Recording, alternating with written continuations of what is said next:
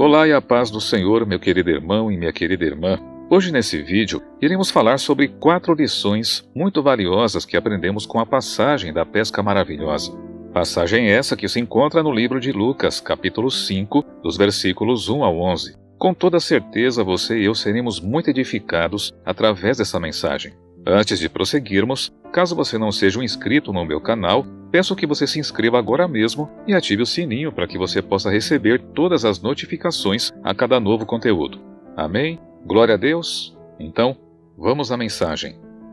No livro de Lucas, capítulo 5, dos versículos 1 ao 11, está escrito: Aconteceu que, ao apertá-la a multidão para ouvir a palavra de Deus, estava ele junto ao lago de Genezaré, e viu 2 barcos junto à praia do lago.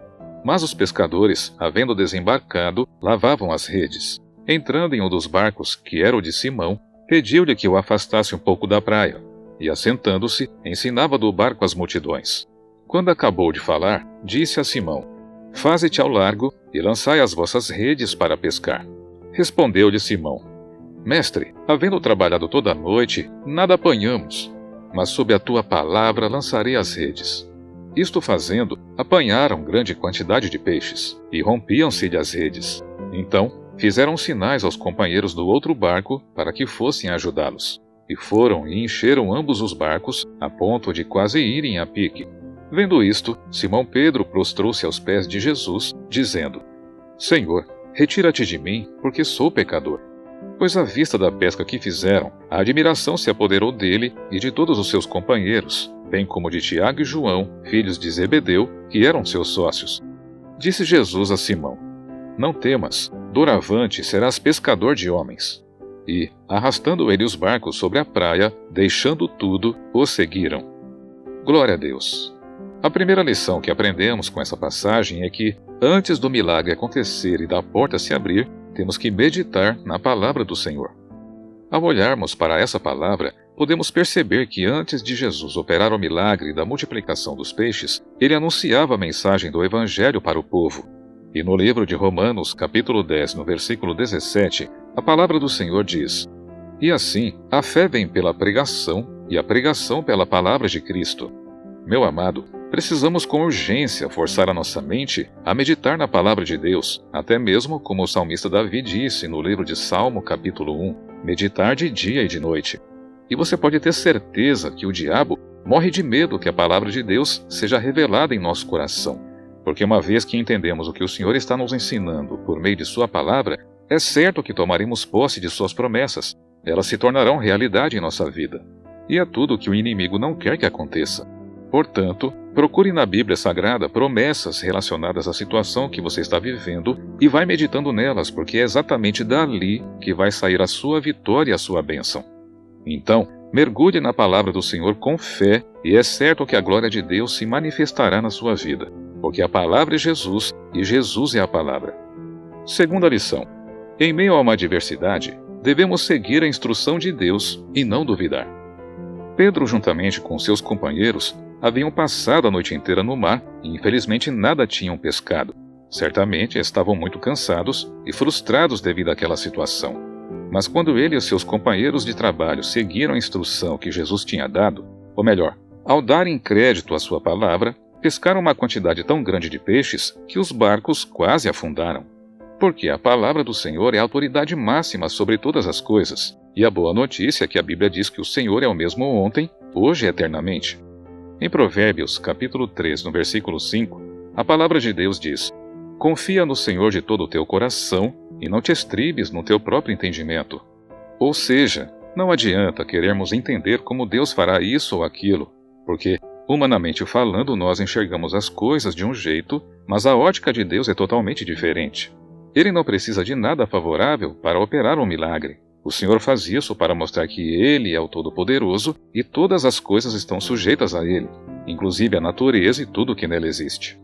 O Senhor deseja que nós visualizemos o milagre, a abertura de uma porta pelos olhos da fé. É preciso confiar de todo o coração e não duvidar quando o Espírito Santo fala conosco em nossa mente ou através de um pregador da Palavra de Deus, que Ele vai nos dar o que estamos pedindo. Meu irmão e irmã, erga sua cabeça e passe por cima de todo desânimo em nome do Senhor Jesus.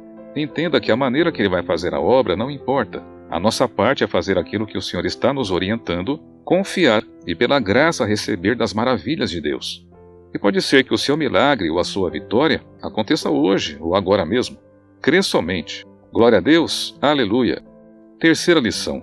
Não existe mais desculpas para não ouvirmos a palavra de Deus. Na época em que Jesus estava nesse mundo, não existia nenhuma tecnologia para ouvir as boas novas do Senhor.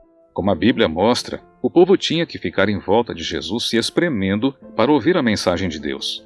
Não tinha alto-falantes, telões e nem outro tipo de equipamento para ouvir à distância o Evangelho do Senhor. Mas hoje, existem vários meios para se ouvir a palavra de Deus. Claro que nada se compara ao fato de estarmos reunidos numa determinada congregação, ou seja, na igreja. Isso é de grande importância, porque lá nos fortalecemos, temos a oportunidade de orar junto com os nossos irmãos e ainda recebemos o ensinamento da palavra de Deus através de uma pregação.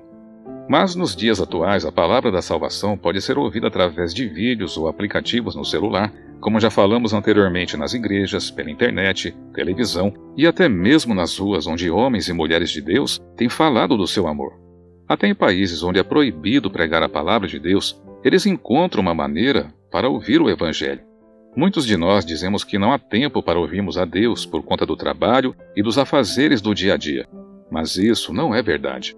A velocidade da informação está muito grande devido ao avanço da tecnologia e tudo isso está disponível a nós para ouvirmos ao Senhor. Entretanto, em Amós capítulo 8, dos versículos 11 ao 12, está escrito: Eis que vem dias, diz o Senhor Deus, em que enviarei fome sobre a terra, não de pão, nem sede de água, mas de ouvir as palavras do Senhor. Andarão de mar a mar e do norte até o oriente, correrão por toda parte, procurando a palavra do Senhor, e não a acharão. Esse tempo está cada dia mais próximo. Haverá uma grande escassez da palavra de Deus em toda a terra, e será um tempo muito terrível. Mas o Senhor promete em sua palavra que vai tirar o seu povo escolhido dessa terra antes que esse tempo se inicie. Devemos aproveitar ao máximo tudo o que temos ao nosso favor para nos apegarmos a Deus, ouvirmos a sua palavra e nos converter a Ele de todo o coração. E assim seremos salvos da ira futura e estaremos com Cristo eternamente. Quarta e última lição. Deus deseja que as suas maravilhas sejam vistas em nossa vida pelas pessoas ao nosso redor. A Bíblia diz que todos os companheiros de Pedro, e inclusive ele mesmo, ficaram admirados, ou seja, espantados com a grande multiplicação de peixes. Porque aquilo foi algo sobrenatural, algo que não acontece no dia a dia. Com certeza Deus quer operar sinais e maravilhas na sua vida e na minha também, para que outras pessoas ao nosso redor fiquem admiradas e queiram conhecer e se render ao Senhor Jesus por conta desses feitos. A Bíblia mostra que logo após esse grande milagre, Pedro e seus companheiros deixaram tudo para seguir a Jesus e pregar a sua palavra, bem como seus sinais e maravilhas por onde passassem. Talvez Deus não esteja chamando muitos de nós para sermos pastores ou pregadores da sua palavra. Mas uma coisa é fato, Ele quer que falemos para as demais pessoas, inclusive eu também, aquilo que Ele fez em nossa própria vida, e que Ele continua curando, libertando e salvando todo aquele que nele crê. Pois o próprio Senhor Jesus disse: Ide e pregai o Evangelho a toda criatura. Então, assim como Ele operava no passado, Ele continua operando e assim será até a volta de Jesus.